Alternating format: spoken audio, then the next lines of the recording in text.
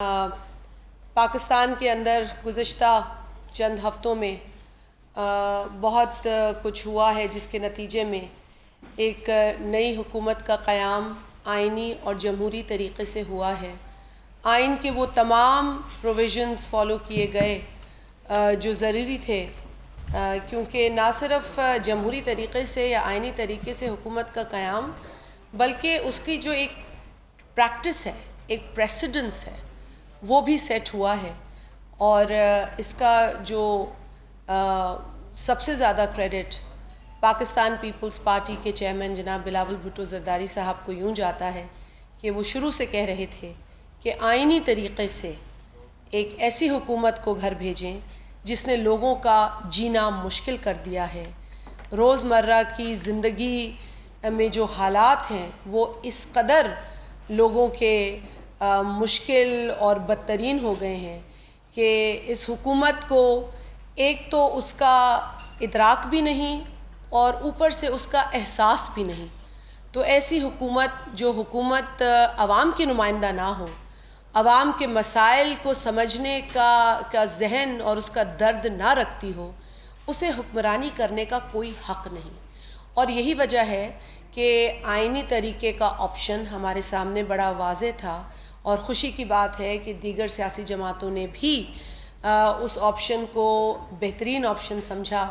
और जमहूरियत को बेहतरीन इंतकाम बनाकर इन लोगों को फ़ारिग किया और एक ऐसी हुकूमत का क़याम हुआ जिसमें बेशक मुख्तलिफ़ जमातें हैं, लेकिन उनका गोल यही है कि आवाम के मसाइल को एड्रेस करना है और इस मुख्तसर वक्त के अंदर जो मसाइल हैं उनको अगर मुकम्मल तौर पे हल ना भी किया जा सके तो कम से कम एक राह बनानी है, एक रास्ता बनाना है, और वो रास्ता, वो सिमत दुरुस्त होनी चाहिए। हमने जो गुज़िश्ता काबीना की मीटिंग अटेंड की जिसमें मैं मौजूद थी, उसमें जो आदाद व शुमार और जिस तरीक़े की जो ब्रीफिंग थी, उसे यकीनन हमें परेशानी हुई। और परेशानी यूँ भी हुई कि जो पिछली हुकूमत है उसने जिस तरह की प्लानिंग की, उससे ये साफ ज़ाहिर था कि उनके पास कोई विज़न नहीं था। उन्होंने ये नहीं सोचा था कि जी पाकिस्तान के साथ जो कल आने वाला है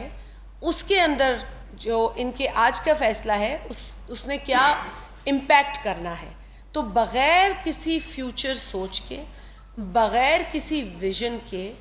ऐसे फ़ैसले लिए गए जिस पर के मुतफ़क़ा राय भी कायम नहीं की गई।